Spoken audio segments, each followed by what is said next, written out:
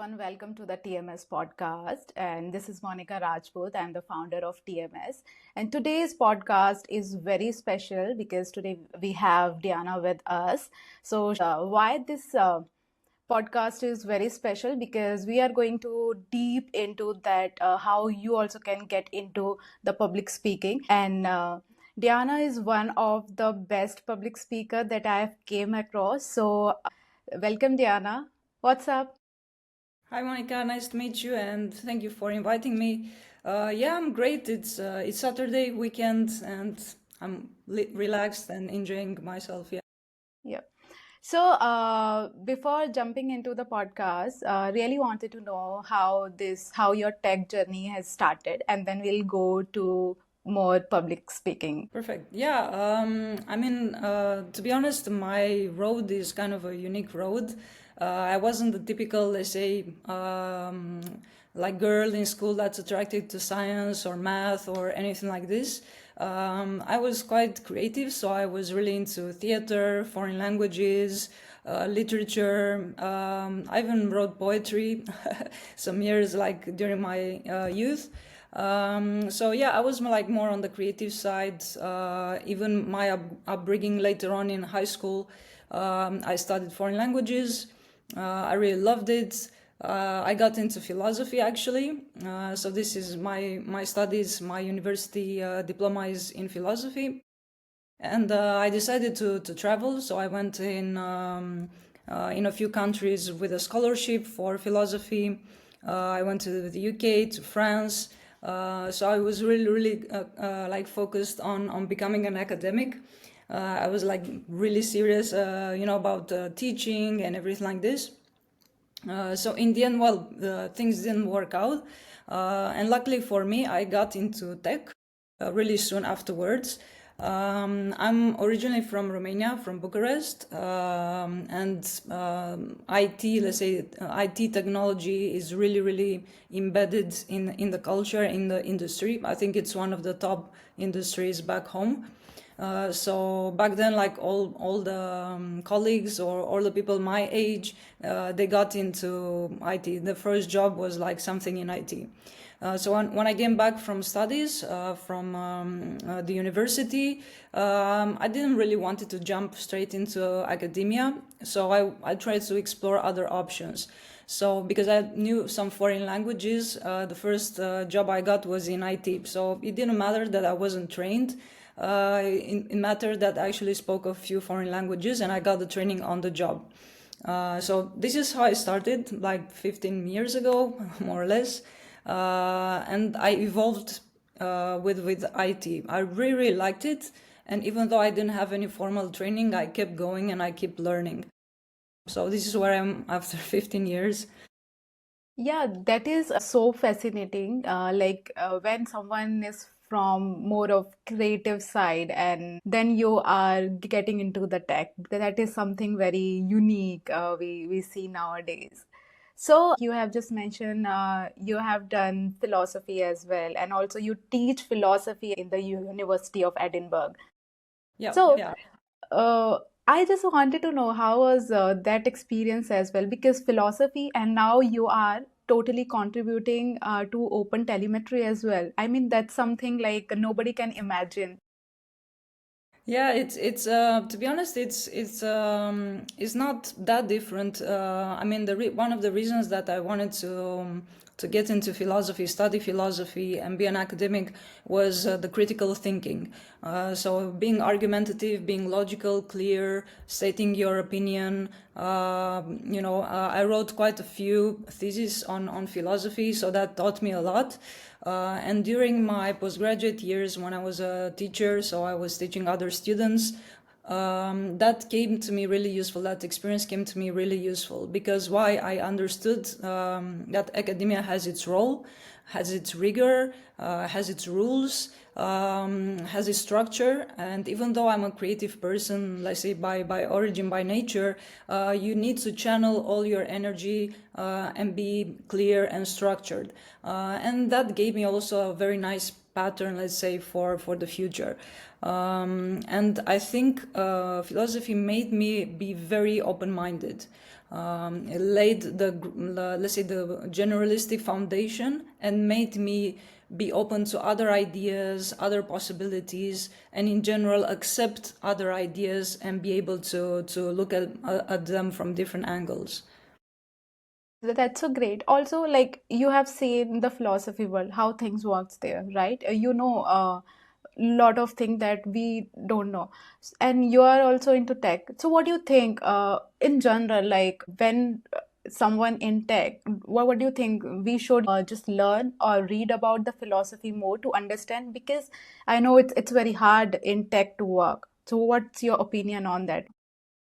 Yeah, no, definitely. I think we should do actually pause more and learn more. I mean, what I mean by this is the following: everyone that works in tech, even myself when I started, I had actually the luxury of time, which is very, very important. The luxury of time and the luxury of spending that time and putting it to learning, right? So investing into learning. And I couldn't stress that enough. So when you're like younger or when you have dedicated time to actually learn, please do it, because that's going to be the foundation you're going to have later. And maybe later you won't have time. You're going to juggle different projects, different, life situations, and you're not going to have the time to deepen very much into a specific domain. So one of the things, because tech is actually evolving really, really fast, we get bombarded, let's say, we get an avalanche of information daily, on a daily basis. It's very hard nowadays to actually focus on a specific subject and go deep into it, right? So I think definitely from my academia years, what I took from there is try to understand the concepts. If you have time, please study. Please, I know it's not necessarily to go for a certification, but please allow yourself the time to read a book, read some articles, do a course. That's important. Yeah, actually, right, because nowadays what I'm saying, we have the output. Okay, if we learn that thing, that this will be the output we are gonna get, and it's just like, okay, we are not more focused on the learning process. It's just outcome based more of. Yeah. So Exactly. I totally agree. We should, just focused on that whole process, not just what we. Yeah, of course you can think of, but yeah, the journey is more important. Okay, so let's move this conversation into the speaking, because most of the audience really wanted to know how they can also get into the public speaking. So, what was your first public speaking gig and how was that experience? Yeah, yeah, that was yeah, that's something that I will never forget, to be honest. And it came to me totally by surprise, so I didn't expect it. I was working back then, so it didn't happen very long time ago, 2 years ago actually, in September, exactly 2 years ago.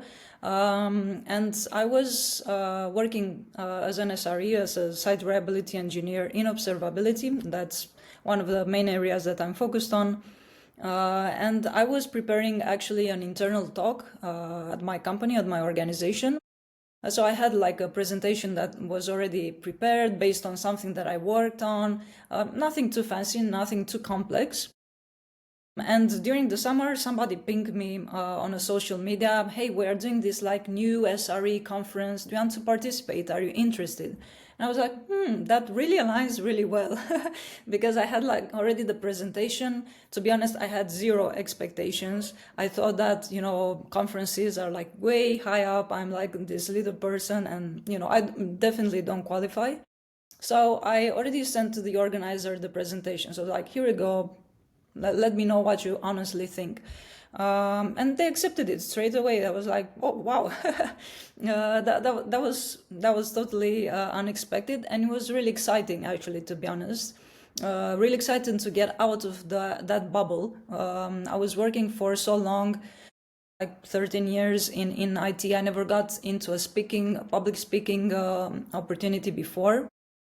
I actually never did anything internal either. So it was the same year when I did an internal talk and also got this chance of public speaking. And obviously I prepared the talk. I went there and I was super nervous. I didn't know what to expect, so I didn't know what were like the expectations for a normal talk. And I thought afterwards that my talk was really simple, not too complex, very basic. But I think I was overcritical. So what I got from my first experience is that it came out of the blue, and I definitely had a lot of stage fright. Yeah, that's a great story. Also, sometimes what happen, people think, okay, oh, I am not an like extrovert, right? So public speaking is just for the people who are very creative and who love to speak, generally speak. Like, so can you just break this out? Because I'm also an introvert person, and I really want you to just highlight this thing. Yeah, no, definitely. So I'm the perfect introvert, to be honest. And although I like speaking because, we are two people right now, we are like in an enclosed space, it's not a crowd around me. So Yes. definitely, I'm an introvert. I'm not one of those people that gets talking to crowds in general out of the blue. I definitely take my time to think the lines before rehearsing them in my mind. So definitely, what I've seen is, especially in tech, more than 50% are introverts, right? So more of the people that are speaking actually and are very good at speaking, they confess, "Hey, I'm an introvert." It might not seem so, but I'm an introvert. And sometimes they do that and they push themselves to be more extroverts, right? Speak more, actually engage with people. And it's something that I did it afterwards, after the first appearance. I did it myself, just as a push. Because I also didn't have a lot of chances to speak around to people. And I said, even though it's a, let's say, an exercise, even though I will get into some conferences or not, I will do just an exercise for myself to keep going, be more communicative, speak more, try to, how can I say, deliver my discourse better. So definitely it's a work in progress, and it's not only for extroverts. To be very honest, I'm totally agree with this because whenever I go to these big conferences and there's a lot of people who speak on in these conferences, it's just one thing that these speakers share is that they are introvert. They really, are very social people. So if someone is just thinking, oh, I am an introvert, I can't be on stage, or I'll never be on stage, so just give it a try. It is you are going to enjoy that because from like as you said, you really love speaking now, right? And in my case, it's also the same. I really love speaking on the stage and all. Also, like some people, like okay, we just tell them, okay, that's how you can get into it. And now some people have that mindset, okay, how I can get the opportunity, how I should start. Mhm. Right. So, can you just tell us if somebody who has no experience, where they can start, where they can get the opportunity, like from the meetups or from big conferences or the local meetups, like how? Yeah, of course. So actually, the road that I was giving an example, it's actually not so uncommon. So preparing, actually, the first step that I took, and it seems to be like a common trend to other people that I was speaking with, is actually preparing some kind of talk at your organization, like internally. Many organizations, they offer you the possibility to present on a project that you're working on or you are researching, and they offer you like different kind of opportunities to speak. So do engage with that. Try to prepare something, even if it's for your colleagues, like from your department, outside of your department. If it's something like a local meetup, like with people you know, or they're in your local town, is something like really nice. Sometimes it might not even be about tech, but something like related to public speaking, and you can encourage yourself to do that. I also did participate after, let's say, the first conferences to online meetups. So there were like on different social media, different women were organizing an online group to just like encourage ourselves to be more extrovert, to share more and have that motivation. So I found that really, really great. So I joined a few sessions there, and we all got really, how can I say, supportive. We shared different experiences. So I do encourage you to do that. And obviously local meetups. There are right now many subjects, like many meetups that you could go to, like cloud native or different subjects, and I found that really interesting. So definitely that's one way to do it. Another way is I found that other people like to support or volunteer to peer up with like companions, right? So other people that might need some assistance, or they might need some teaching into some areas of tech, and you can sign up as a buddy, you can sign up as a partner, as a teaching partner. You could do it online, so that's really comfortable, and maybe many people start there. Yeah, I mean, you're right, and also I just wanted to add one thing. Like, if you are in some big city, we also have some colleges, right? And you can just connect with those colleges as well. And now you have 2 3 years of experience, like in industry, and you always have something to share. So you can just share anything that you have just worked on. It just like just it's just the moment of that you just wanted to start the things, and things will go well in the future. Also, just wanted to know how you overcome that fear of being on stage, like I'm not enough, because whenever we go to the stage we have that feeling that how it will go. So how you can overcome that? Yeah, totally. No, I think this fear might be something more or less constant feature, let's say, that one might have, especially if you are an introvert. So it's, I think, can be innate, can be something natural that you have, that you can't depass it with experience, with time.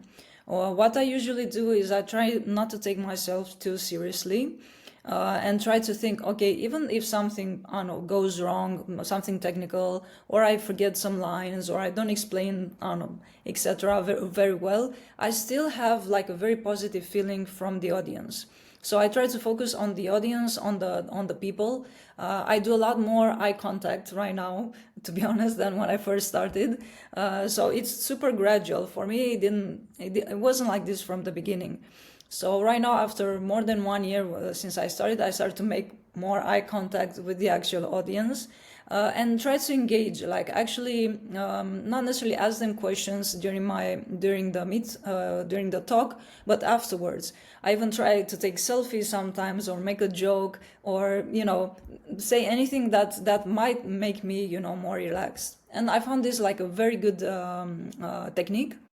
Also, I try to focus more on the afterwards feedback. So sometimes people from the audience, they don't necessarily engage with you right on the spot. So you might cringe a bit, oh, I didn't receive enough questions, or I didn't receive at all questions. But that's not a negative sign, right? Some people, they just like to approach you afterwards because they are shy, or they want to discuss something more in detail with you, or personal, or private, and that's totally fine. So I got like really motivated from these interactions that came after the talk. And I really got like, how can I say, a positive feeling that people are interested in the subject that I'm speaking about, and it's not for nothing. And even from the first experience that I went in, that I told you was a talk that compared to other talks wasn't that complex, even then people came to me and provided me feedback. And I always thought that doesn't matter the talk you are giving, somebody else gonna find it interesting and valuable. And that's something to keep in mind. Yeah, totally agree. But because after your talk, people are also more interested into other things as well, like how you are impacting or contributing to the other project. So it's like every time you go on a stage, just ask for the feedback. That is like a great way of doing. Also, let's just move like into the CFPs. Wanted to know like what makes a CFP call for proposal stand out of the rest. And to the audience, I just wanted to tell you, CFP is a call for proposal where you just write your talk title and the talk description. So yeah, how we can write the best CFP? Yeah, of course, CFPs are let's say a tough nut to crack. To be honest, it depends highly on the event and the type of the event. So normally, what I do is my own technique is to prepare for the event and the type of audience you are targeting, right? So you need to tailor that CFP for that specific audience or that specific topic. For example, you're not going to apply it to a cloud native, event with something that's super vendor focused. Or something that doesn't, you're not using any cloud native technology or open source technology. That makes sense, right? But it's good to filter out those topics and to really prepare for the audience of the event. So this comes with experience, obviously, but you need also to keep in mind to have like maybe multiple versions of the same CFP, right? It might be like your CFP, you have a topic that you really prepare for, let's say something on a project you work, something at work, something you are researching, and you think this is really, really good. You need to make it clear, you need to make it structured, you need to be careful about the amount of words you are using. Normally, you're going to have the guidelines from the organizers. And then once you have that structure, you need to tailor a bit that same structure for the event you are applying. And maybe keep a different versions, right? So what I always do, never the first CFP that I'm preparing is the best one. Never, ever, ever. So you're going to cut words, you're going to take out phrases, you're going to rephrase. And in the end, that's a very, very good exercise for yourself. Because it's, how can I say, it's hard to deliver a message for a complex technical subject in just a few lines. Let's face it. And also make it sound unique, like appealing.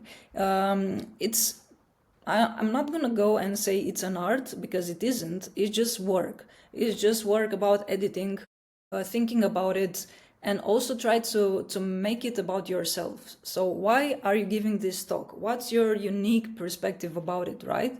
Is it because I'm a researcher? Is it because I'm a woman? Is it because I spend more time with Linux, for example, or with cloud technologies? Like, what's your unique perspective? Try to make it, from your unique perspective. Try to tailor it and make it sound, and it will be the right CFP if it has that unique flavor to it.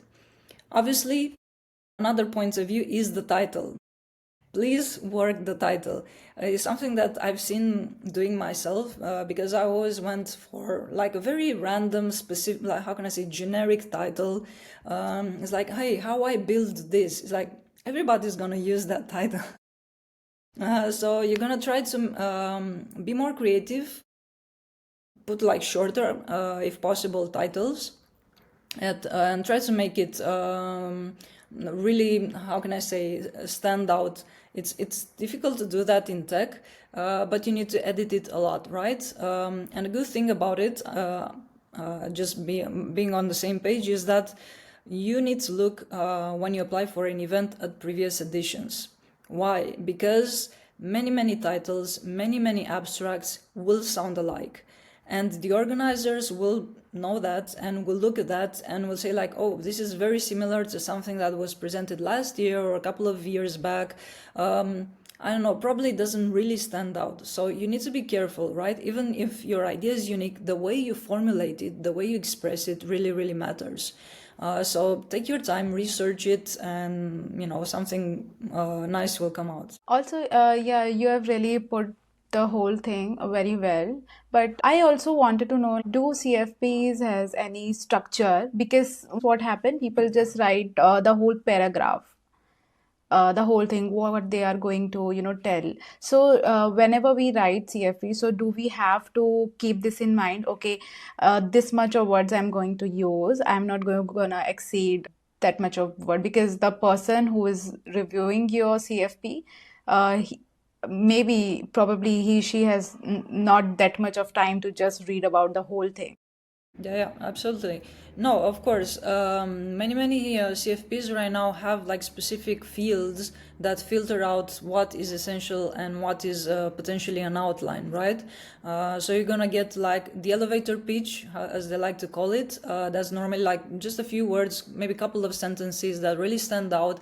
And this is like the way you advertise, let's say, in a more like a unique manner, your proposal, your abstract. Then you have the description, so something that actually gonna become public on the page, on the web page, when other people will attend the conference. It doesn't have to be like really that structured, obviously, with bullet points or lines and everything like this. It has to be like maybe 1-2 paragraph tops, describing in not a very dull, let's say, technical vocabulary what's going on in your talk. If you can make it more creative, that's excellent. And you're gonna have space afterwards in a field called outline, that you normally actually put the agenda, right? So the points that you're gonna be speaking with. Some conferences, like some CFPs, have that. They specifically say, hey, this is the outline. This is where you actually tell us what exactly are you gonna deep dive into, so you can make like the whole structure really neat. But many conferences don't have that, so you need to be careful. You need to be careful to kind of understand what that field is and where to put it, right? But keep in mind that for your CFP, try to prepare all of these points. So the description, the abstract that will appear on the public website, obviously the nice creative title, the outline, so the really structured one, and the elevator pitch. And if you have this for everything, then you're good to go, I think.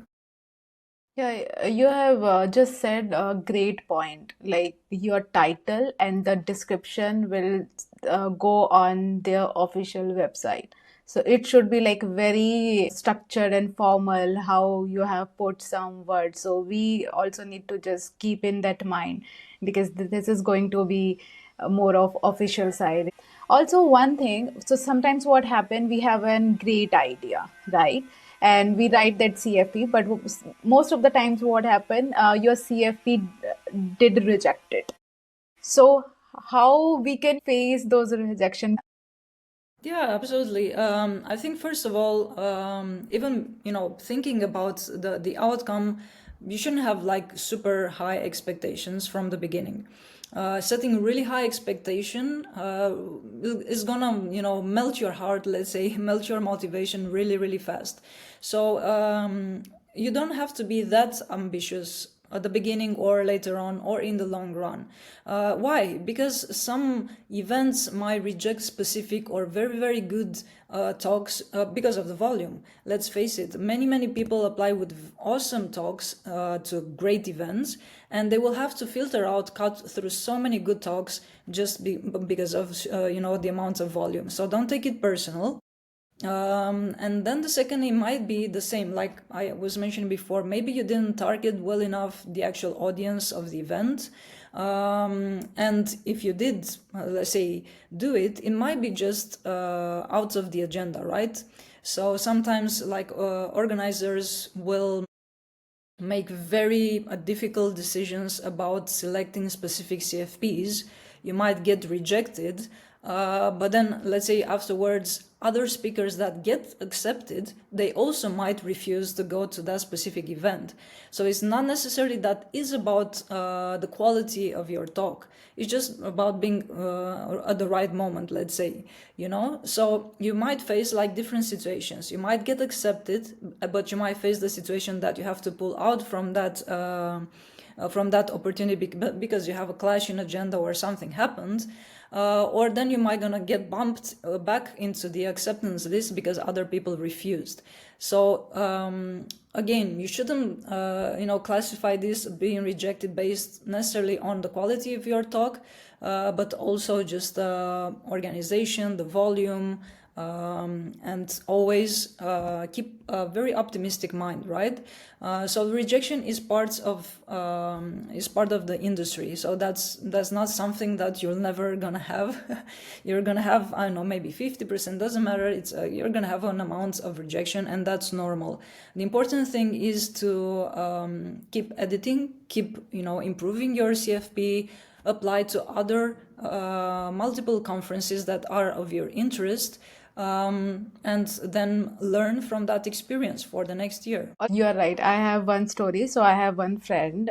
So he just submit one of his CFP to one of the conference, like big conference, and somehow that CFP got rejected. But he applied in another conference, the same conference, but in different country, and that got accepted.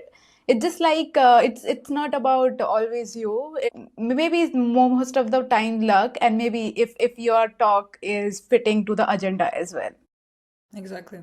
Yeah. Absolutely, yeah. That's why we don't have to take it too personal. Something that might be at the beginning that you get very personal, but then you're gonna get accustomed to that. Also, Diana, I have one question. Like right now, everything is all about the GenAI, right? And if someone is in cloud and working on observability, just suppose, right? So sometimes what happened, because our audience really wanted to listen some of the talk that has a connection between the observability and the GenAI. So when we write some of these CFPs, so it's more about our experience, or we also have to include these trends as well. Like right now, GenAI is on boom. Everyone is talking about that, and you are the speaker that talk about the observability. So did you ever try to just mix it up or just build something out of it? Yeah, I did actually. Because last year, let's say, I think GenAI really boomed. So obviously it was there from ages ago, but it really boomed like last year in 2024, even a bit earlier. And actually submitted a talk. It was like late November 2023, and I was like really interested in GenAI, not necessarily having applied it in observability yet, but I was really interested in the subject. So I created an ICFP, just like what I wanted to find out, what I wanted to extract. I applied to a bunch of conferences about it, and I got accepted to most of them because of being so trendy, right? But then the hard part came, the hard part of actually building that talk and delivering the content. So that was like a really interesting experience. Why? Because I found out that it doesn't necessarily your CSP has to be blended with a project that you're really working at the moment, or you have built it already. It has to be potentially something you are researching or a subject you are like really interested in. So what I did, I started researching more. Well, luckily for me, I had plenty of time to prepare that talk. I also got into the observability platform, so by the time I had to deliver the talk, the GenAI already came into some observability platforms, so I was already ready to test it and present something to the audience. And that didn't stop. So the GenAI talk actually perfected it throughout the year. I took more and more, like I tested it, I tried different variants, I tried to see how it works. I actually researched more and more concepts. So every time I presented the same talk that got accepted, I presented it with new content, right? So this is like an example that's available for everyone. Also this year, for example, I prepared something about AI agents in observability and delivering a talk that connected it with observability and open source, with open telemetry and open source.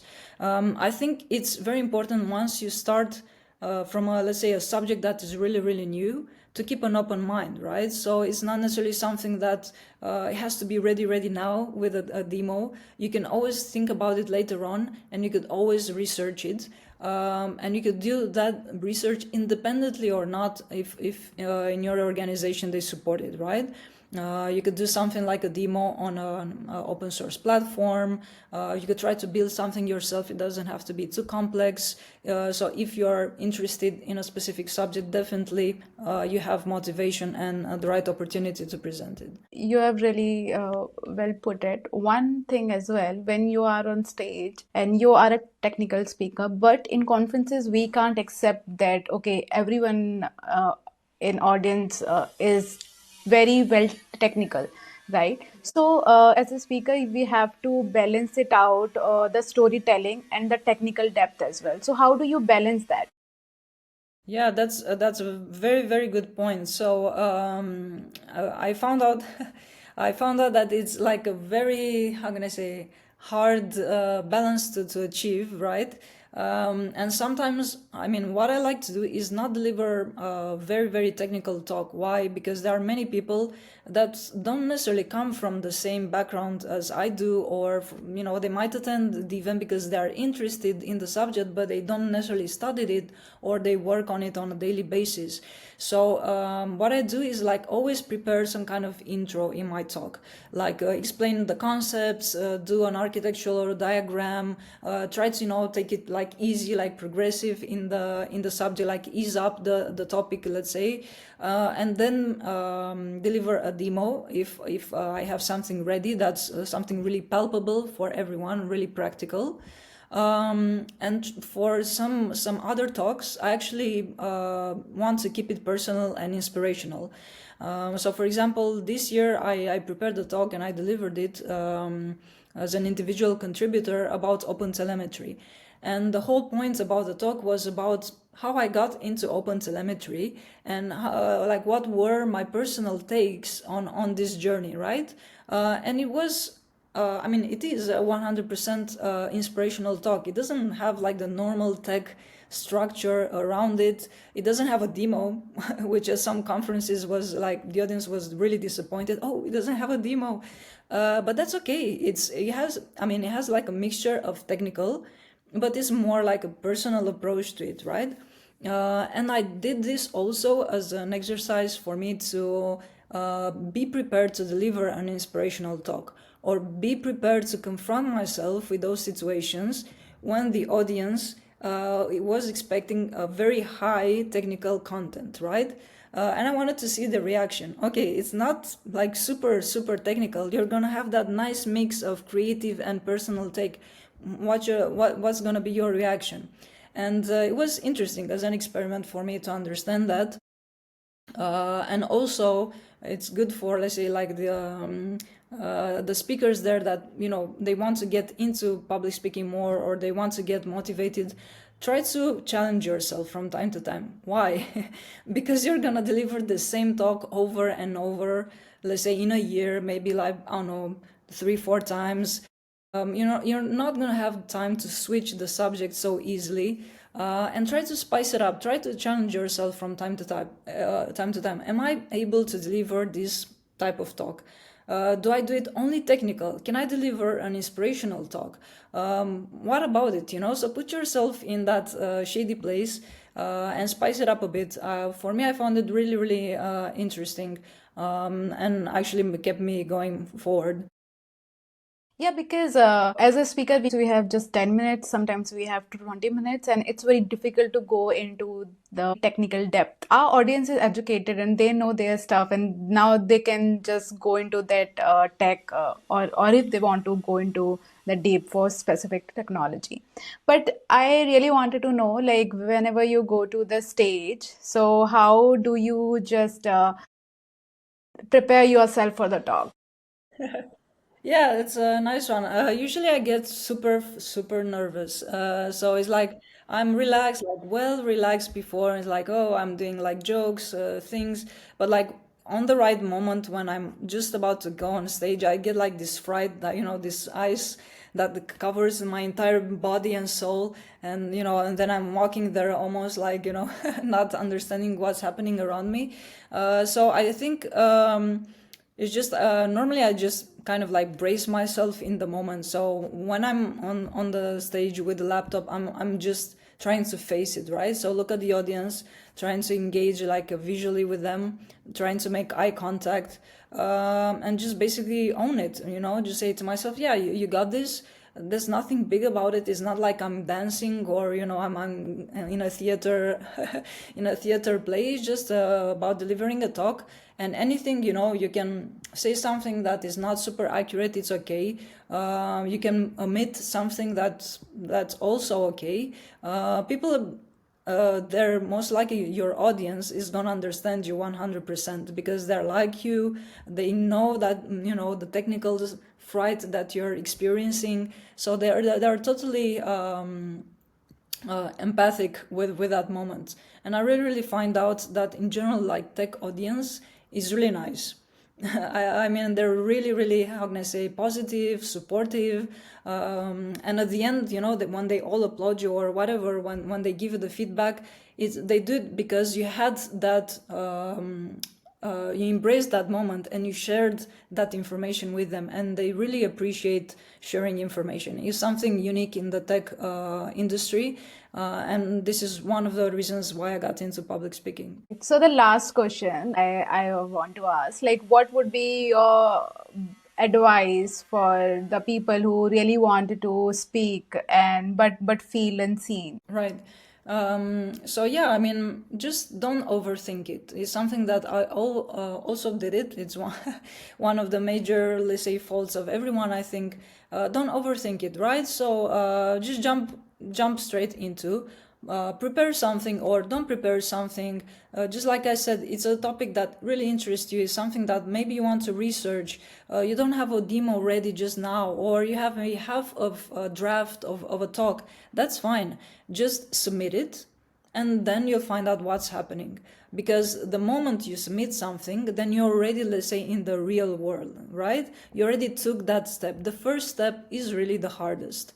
And then is down the road. So down the road, you'll have like colleagues, people supporting you, motivating you. So you'll always gonna have help around you. But the first step, you need to take it yourself. So don't overthink it. Just jump into it. That's a great advice, Diana, because I also believe that if you really wanted to share your knowledge, then you have to just step out, just that fill that one CFP, and the time you just have hit on the stage and your first speaking gig, then I think you are not going to stop and you're going to love it. And if you need any help, you can just connect to Diana, you can connect to me. We are always happy to help you. But thank you so much, Diana, for coming. Hope we will do these kind of podcast again and again. Perfect. Thank you so much, Monica. Have a great day, everyone. Yeah, bye everyone.